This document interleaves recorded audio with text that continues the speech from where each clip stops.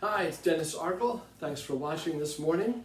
What we're going to discuss this morning together is one of the age-old problems for all of us trombonists, and that is getting a nice and fluid and flexible slide technique. So I'm going to use my tenor this morning instead of my bass trombone because I find myself cheating when I play bass and using alternate trigger positions and slide positions. So I'm going to rely on my cane 3B for this demonstration and this exercise. These are my first notes of the day because I figured let's make it as authentic as possible. One of the warm-ups I do. First and foremost, we have to make sure that our slide is maintained and well oiled and lubricated. Okay, I happen to use Slider Mix with a spray bottle of water. You have your preferences, it's fine. But as long as it's clean and free moving, we have the physical challenge out of the way as much as possible. Then we have the mental challenge. And the way I try to approach it is the way I've been taught by some really fantastic teachers. It sounds simple, but it's not always so simple, and that's to try to remove all the tension from your playing as possible. Stay as relaxed as possible. The trombone doesn't have a lot of moving parts, but the moving part that we do have relies on our freedom from tension. If you're too tense, it'll affect you one of two ways. One is your breathing out, well, several ways, but one is your breathing apparatus, which we're not going to discuss today. And the second is your slide.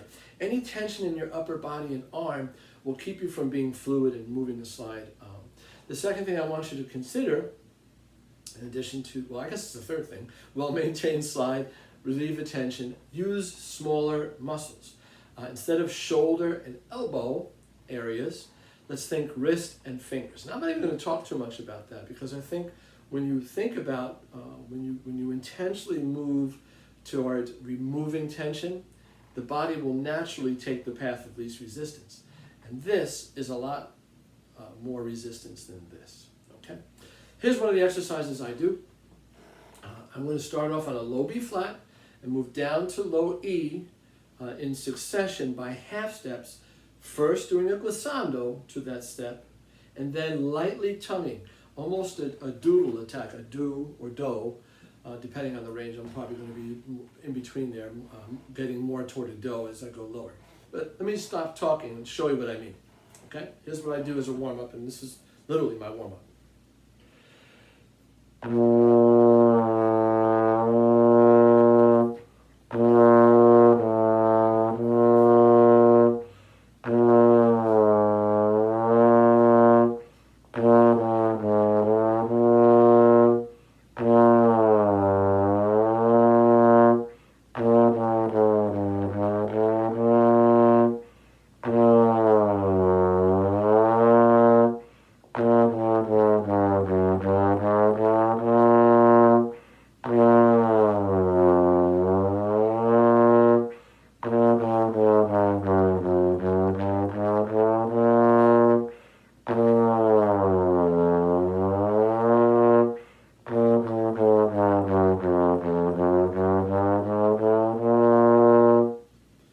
So that was okay. I'd give myself a B maybe on that because there was some notes in between notes there, and that's okay. I'm warming up. But what I hope to demonstrate is I try not to change my approach to my arm motion, my wrist and finger motion, on whether I was tonguing the notes or just doing the glissando. Try to go as freely as possible and just lightly hit the tongue on the position where the note laid, that chromatic note. I'm going to go in the opposite direction now, start on the low E and work up to B flat. See if you see what I mean.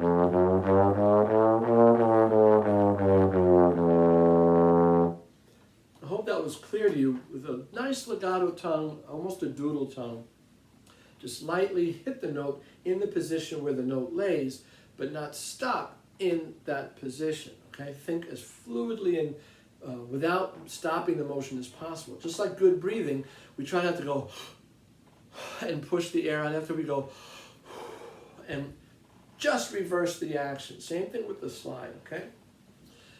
The other exercise I'll do, and I'm about to do it now, is I'll play a B flat major scale. So again, starting on the low B flat on the tenor.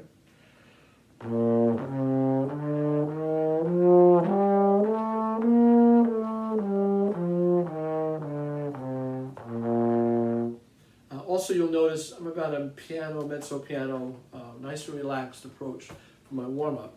Now, slowly, on that same B flat scale, I will go to a half step under and then a half step over each of the scale tones, the diatonic tones, up and down the scale. Slowly, watch what I mean.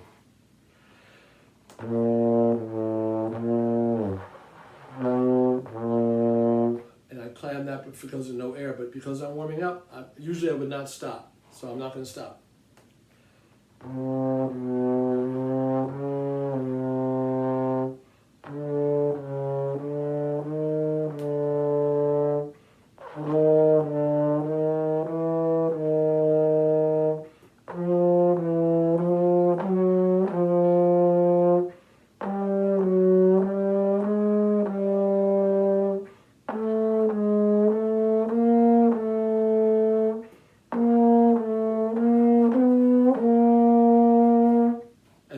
Down the scale.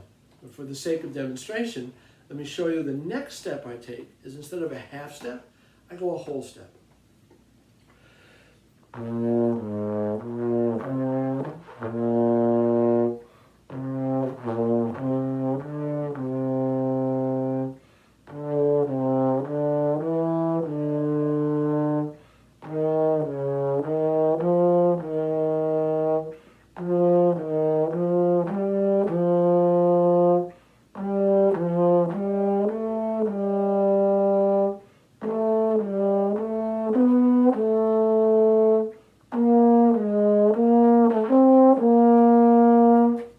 Changes up the combination of slide positions. Next, I'll do a step and a half, a minor third in each direction.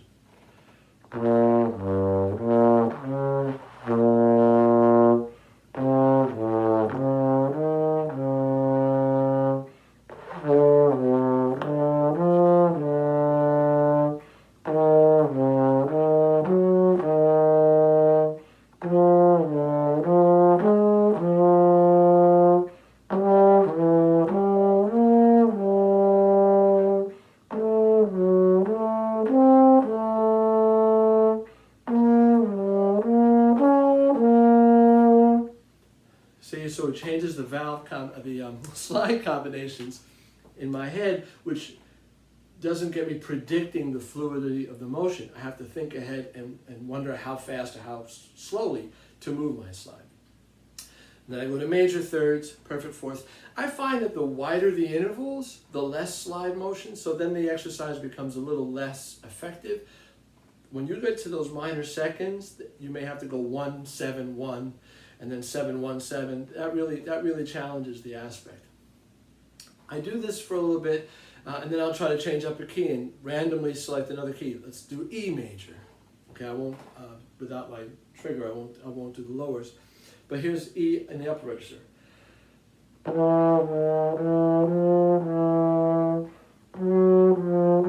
See, I cheated. I should have gone to 1. I cheated. See, I'm going to go back and start over.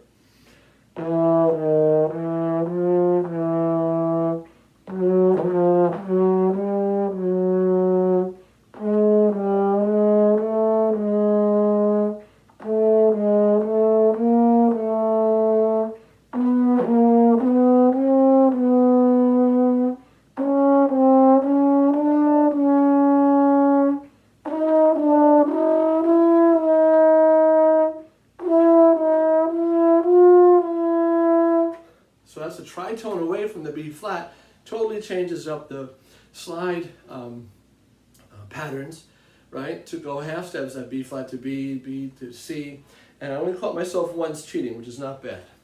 So that's, that's my approach, is to try to change up the slide combinations, and always, and again, I'll go back and review this video. If you have the opportunity to video yourself, I think it's great, because you'll see, am I using this kind of motion, or do I see physical tension in my arm and wrist?